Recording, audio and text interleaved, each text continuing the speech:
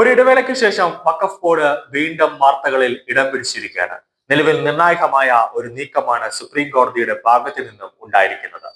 വഖഫ് board എന്ന real estate ഗുണ്ടായുസത്തെ supreme കോടതി വലിച്ചു കീറി ഭിത്തിയിൽ ഒട്ടിച്ചിരിക്കുകയാണ്. അതായത് പരസ്പര ധാരണ പ്രകാരമുള്ള വിൽപ്പനയ്ക്കുള്ള ഉടമ്പടി പത്രം ഒപ്പിടാത്തോളം കാലം ആർക്കും ആരുടെയും സ്വത്തിന്മേൽ അവകാശം ഉന്നയിക്കാൻ സാധിക്കുന്നതല്ല എന്നാണ് സുപ്രീം കോടതി അടിവരയിട്ട് പറഞ്ഞിരിക്കുന്നത്. കൂടാതെ കേന്ദ്ര സർക്കാർ കൊണ്ടുവന്ന വഖഫ് നിയമ ഭേദഗതി 2024 ബിൽ സുപ്രീം കോടതി അക്ഷരാർത്ഥത്തിൽ അത് ശരിയാണെന്ന് തന്നെ പറഞ്ഞിരിക്കുകയാണ്. അതിന്റെ മാറ്റങ്ങൾ, ആ ബില്ലിൽ കൊണ്ടുവന്ന മാറ്റങ്ങൾ എന്താണെന്ന് നോക്കാം. മതപരമോ ജീവകാരുണ്യമോ സ്വകാര്യമോ ആയ ആവശ്യങ്ങൾക്കായി മുസ്ലിമുകൾ നൽകുന്ന വ്യക്തിഗത സ്വത്താണ് വഖഫ്. വസ്തുവിന്റെ ഗുണഭോക്താക്കൾ വ്യത്യസ്തരാകാമെങ്കിലും വസ്തുവിന്റെ ഉടമസ്ഥാവകാശം ദൈവത്തിൻ്റെതാകണമെന്നാണ് ഇത് സൂചിപ്പിക്കുന്നത്. ഒരു വസ്തുവിന്റെ വഖഫായി പ്രഖ്യാപിച്ചു കഴിഞ്ഞാൽ അതിന്റെ സ്വഭാവം എന്നേക്കുമായി മാറുന്നു. അത് തിരിച്ചെടുക്കാൻ കഴിയില്ല. ഇന്ത്യയിലെ വഖഫ് സ്വത്തുക്കൾ നിയന്ത്രിക്കുന്നത് 1995 വഖഫ് നിയമമാണ്. ഒരു വഖഫ് സ്വത്ത് നിയന്ത്രിക്കുന്നത് ഒരു സൂപ്പർവൈസറായി പ്രവർത്തിക്കുന്ന ഒരു മുതലവി ആണ്.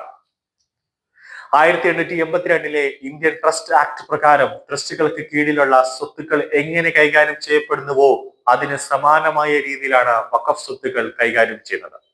വഖഫ് സ്വത്തുക്കളുമായി ബന്ധപ്പെട്ട ഏത് തർക്കവും വഖഫ് ട്രിബ്യൂണൽ തീരുമാനിക്കുമെന്നാണ് നിയമം. ട്രിബ്യൂണൽ രൂപീകരിക്കുന്നത് സംസ്ഥാന സർക്കാരാണ്. അതിൽ 3 അംഗങ്ങൾ ഉൾപ്പെടുന്നു.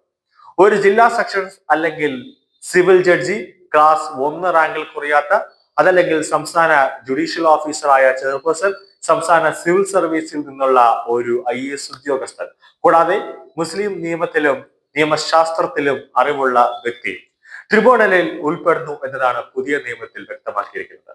എന്തൊക്കെയാണ് ബില്ലിന്റെ പ്രധാന മാറ്റങ്ങൾ എന്ന് നോക്കാം. വഖഫ് നിയമത്തിന്റെ നിലവിലുള്ള ചട്ടക്കൂടിൽ കാര്യമായ മാറ്റം വരുത്താനാണ് ബില്ല് ശ്രമിക്കുന്നത്.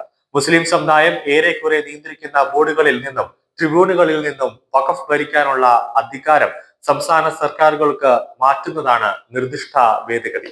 1995 വഖഫ് നിയമത്തിൽ നിന്ന് നിയമത്തിന്റെ പേര് ഏകീകൃത വഖഫ് management, empowerment, efficiency and development act 1995 എന്നാക്കി മാറ്റാൻ ബില്ല് ലക്ഷ്യമിട്ട് കഴിഞ്ഞു. പ്രധാനമായും 3 പുതിയ വ്യവസ്ഥകളാണ് ഇത് അവതരിപ്പിക്കാൻ ശ്രമിക്കുന്നത്. വകുപ്പ് 3A ആണ് ഒന്നാമത്തേത്. അതിൽ സ്വത്തിന്റെയും നിയമാനുസൃത ഉടമയും അത്തരം സ്വത്ത് കൈമാറുന്നതിനോ സമർപ്പിക്കുന്നതിനോ മറ്റ് കഴിവുകളോ ഇല്ലാത്ത ആളാണെങ്കിൽ ഒരു വ്യക്തിയും വഖഫ് നൽകരുതെന്നാണ് ഈ ഭേദഗതി പറയുന്നത്. ചുരുക്കത്തിൽ ഒരു വ്യക്തിയുടേതല്ലാത്ത ഭൂമി വഖഫായി നൽകാൻ സാധിക്കുന്നില്ല എന്നതാണ് ഈ ഭേദഗതി പ്രസ്താവിക്കുന്നത്.